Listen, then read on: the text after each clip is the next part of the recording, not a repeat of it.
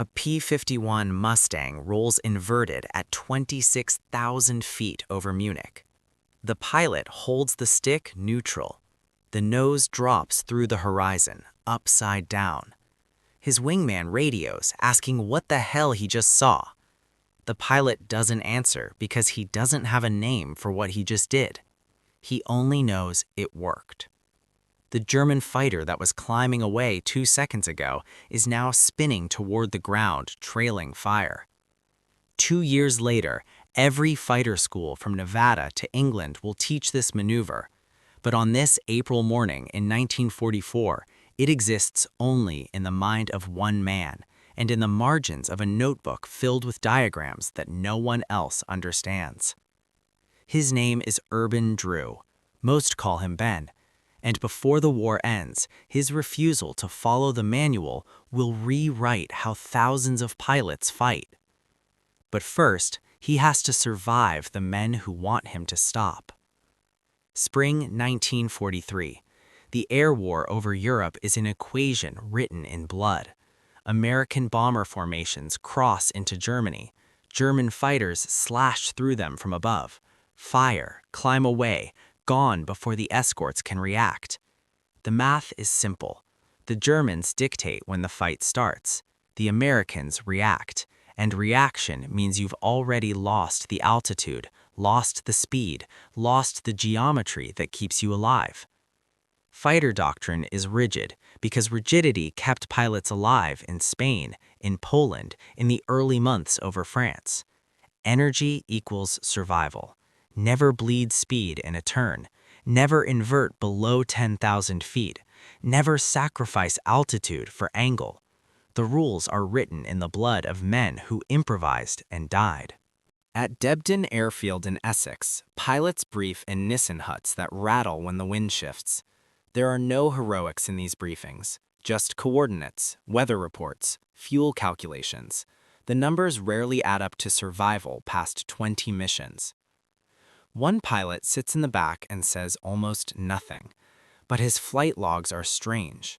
He returns with less ammunition than others, more fuel, fewer hits on his own aircraft. His kill confirmations are listed as probable because no one else sees the German planes fall. They happen too fast, too far from the formation. Other pilots notice. Some admire it. Others distrust what they don't understand. The operations officer asks questions. The pilot shrugs, says he got lucky. But luck doesn't repeat. His does. Urban Drew studied engineering for 2 years before the war pulled him away from slide rules. He thinks in tolerances and load limits. The P-51 isn't romantic to him. It's a system. Lift, drag, thrust, weight. He knows the service ceiling by heart. He knows the stall speed at various bank angles, at various altitudes, with various fuel loads.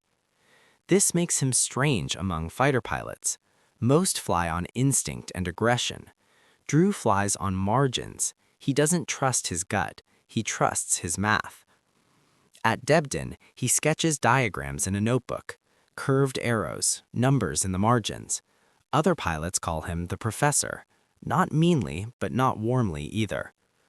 Before the war, Drew worked summer jobs at airfields in Ohio. He watched crop dusters bank steep and low.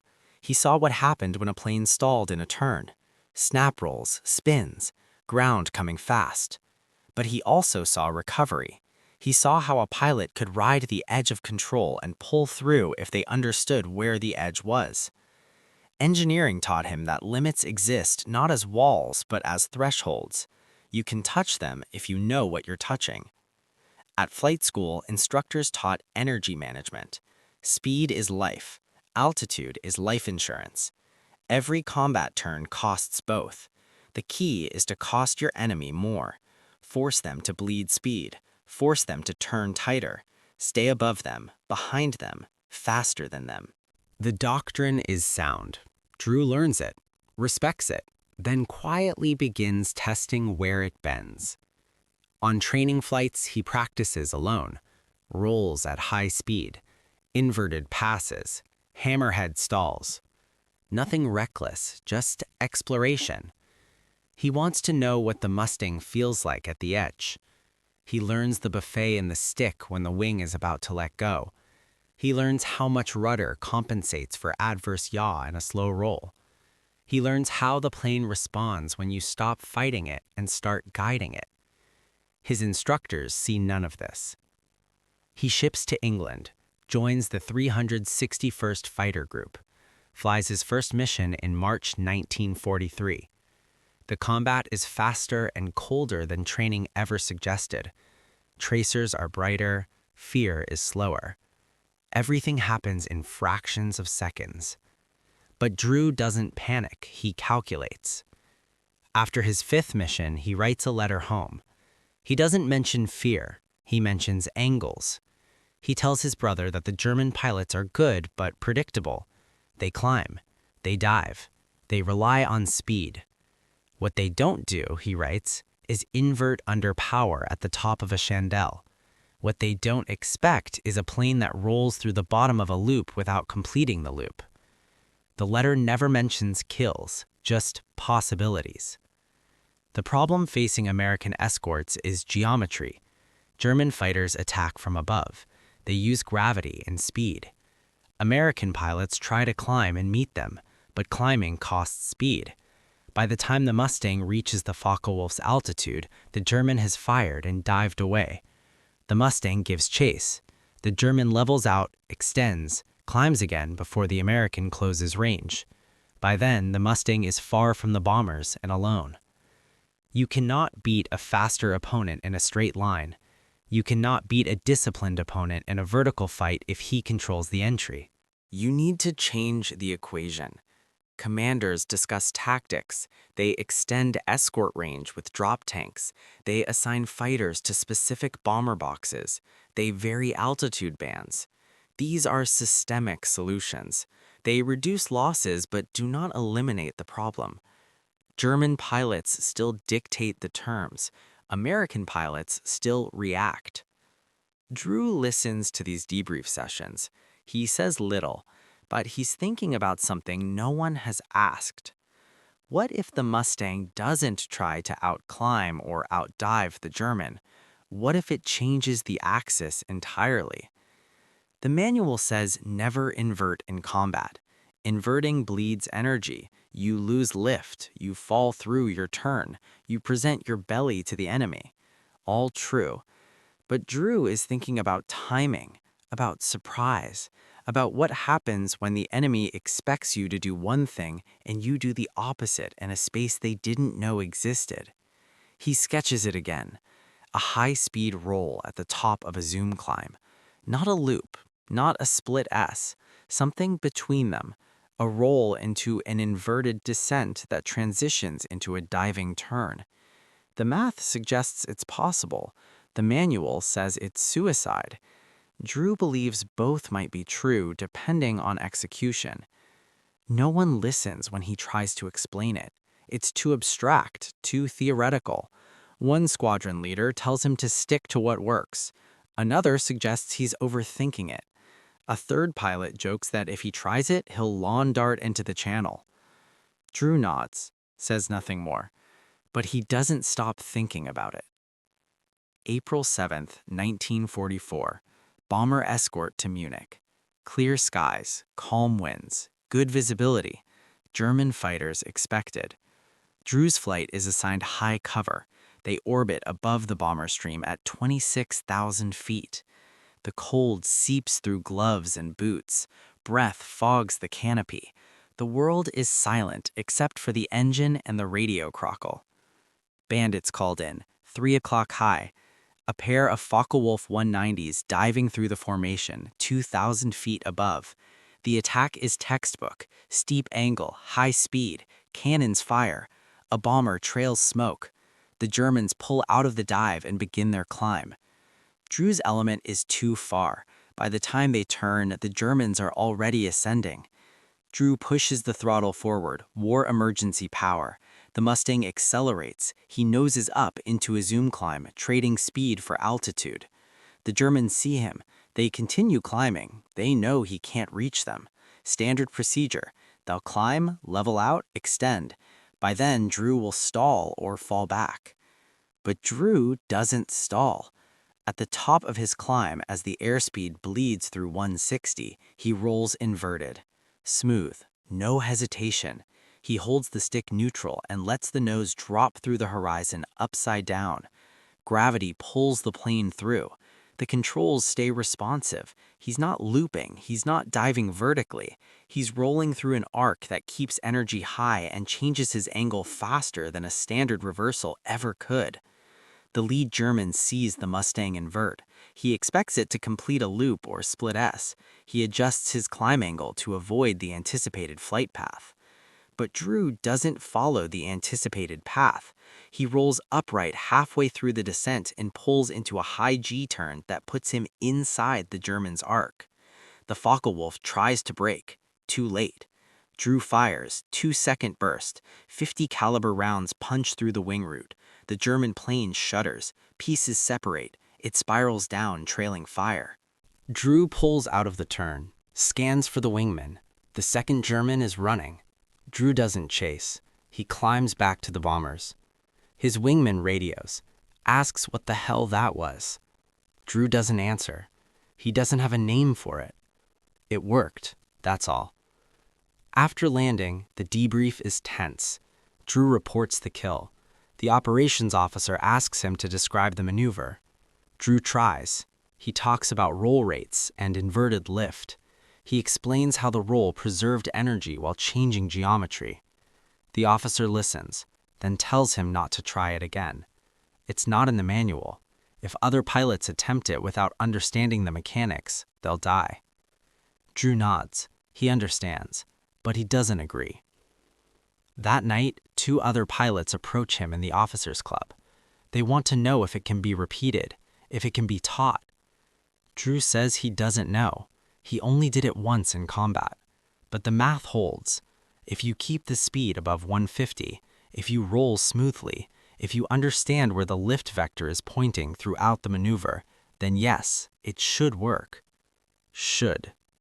The word hangs in the air like smoke. 3 weeks later, Drew is back over Germany. Larger formation. More bombers, more escorts, more bandits. The Luftwaffe is sending up everything. Focke-Wulfs, Messerschmitts, even a few outdated 109s flown by green pilots desperate to stop the bleeding. Drew's squadron is jumped from above.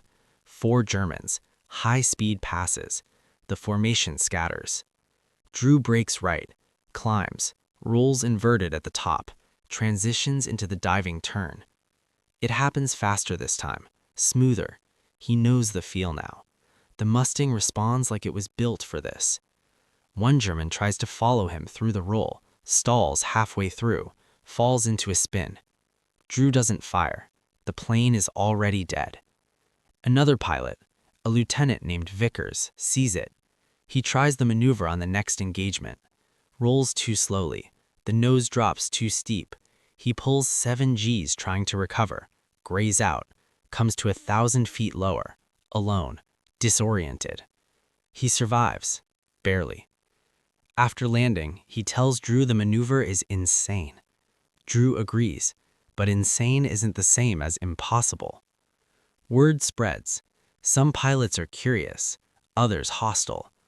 A captain named Riddle argues in the ready room that Drew is going to kill someone, that tricks don't win wars, that discipline and formation tactics win wars. Drew doesn't argue back.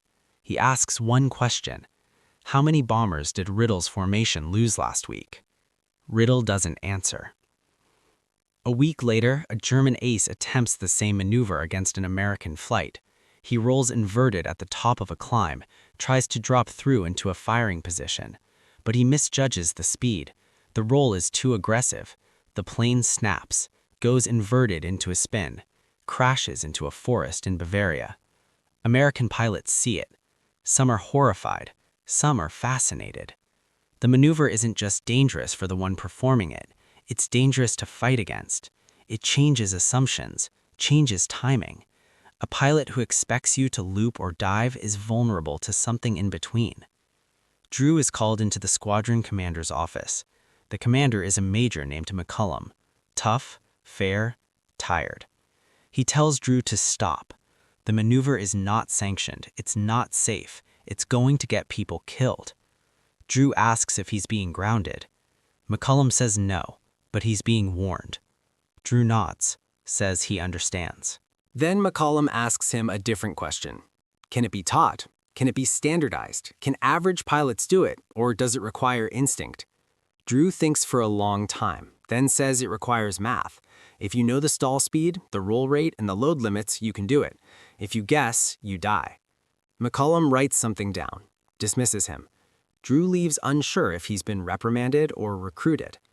2 months later, a training syllabus appears, unofficial, typed on onion skin paper, distributed to a handful of experienced pilots. It describes a high-speed rolling reversal with inverted transition. No name, just geometry, speeds, angles, warnings. Drew's name is not on it, but his notebook diagrams are. By August, the maneuver is being practiced at altitude over the English countryside. Instructors watch from below. Some pilots master it in a week. Others never try. A few crash, not in combat, in training. The command debates whether to ban it outright or formalize it. The debate lasts months. Meanwhile, pilots keep using it because it works. In October, a flight of Mustangs engages a Stoffel of 190s near Frankfurt. 3 Americans use the rolling reversal within 2 minutes. 2 Germans go down. The third breaks off. After the war, a captured Luftwaffe pilot describes it in interrogation. He calls it the American roll, says it was impossible to counter, says you had to see it coming or you were already dead. By winter of 1944, the maneuver has a name. Not official, not formal, pilots call it the Drew turn. Some call it the Debden roll. A few call it the Crazy Ivan, borrowed from submarine tactics. But the name doesn't matter. What matters is the results. Escort losses drop. Not dramatically, not universally, but in squadrons where pilots understand the maneuver, the curve tilts. Fewer fighters lost permission, more German interceptors forced defensive, more bombers make it home. The change is measurable. The data appears in after-action reports. Analysts notice, tacticians notice. By spring of 1945, the maneuver is being taught at training bases in the United States. Post-war, the Army Air Forces studies it formally. Engineers analyze film footage. They calculate load factors, energy retention, success rates. They find that the maneuver works because it compresses decision time. A standard loop or split S is predictable. An opponent can track your flight path and adjust. The rolling reversal changes your flight path mid-maneuver. It requires real-time recalculation from the enemy. Most cannot recalculate fast enough. By the time they do, angles have shifted. Korean War pilots are taught the maneuver as part of advanced dogfighting curriculum. It's refined, adjusted for jet speeds. The principles hold. Roll at high speed, transition inverted, control the descent angle, keep the energy. By Vietnam, it's standard. Every fighter pilot knows some version of it. Most don't know where it came from. The long-term impact is harder to quantify. How many bombers survived because a German fighter broke off instead of pressing an attack? How many missions succeeded because escorts stayed close instead of chasing bandits into vertical traps? The numbers exist in mission logs and loss reports scattered across decades, but they tell a story. One man's refusal to accept doctrine as gospel changed how thousands flew. Drew himself flies 69 combat missions, credits 6 kills, probably more. He survives the war, comes home, goes back to engineering, designs crop dusters, small planes, nothing famous. He doesn't talk much about the maneuver. When asked, he says he got lucky, that the Mustang was a good plane, that the Germans made mistakes. But his logbook tells a different story. Notes in the margins, diagrams, speeds recorded to the single digit. He didn't get lucky, he got precise. Decades later, at a fighter reunion in Nevada, an instructor asks Drew to describe the maneuver. Drew is 70, his hands shake slightly, but his voice is steady. He talks about lift vectors, roll authority, energy management. He draws it on a chalkboard, the same arcs he drew in a Nissen hut in England 50 years before. Young pilots watch. Some have flown F-16s, F-18s, jets that roll faster and turn harder than any Mustang. But the geometry is the same, the logic unchanged. One pilot asks if Drew was afraid the first time he tried it in combat. Drew pauses, then says yes, but fear wasn't the problem. The problem was certainty. He was certain the math worked. He was less certain he could execute it. But certainty without execution is just theory. So he tried, and the plane held together, and the German didn't. The maneuver is still taught, not with Drew's name, not with his diagrams, but it's there, embedded in the curriculum and the muscle memory of every fighter pilot who rolls inverted at the top of a climb and transitions into a diving attack. They don't know they're flying his math, but they are. Drew dies in 1998. Quiet funeral, small obituary. The notice mentions his service, his family, his work in aviation.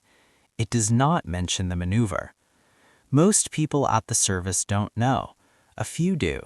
They stand in the back, older men, pilots. They don't say much. After the service, one of them writes a letter to an aviation journal. He describes the Drew turn. He explains what it was, why it mattered, how it saved lives. The letter is published. A few people read it. Fewer remember. But memory is not the measure of legacy. Impact is.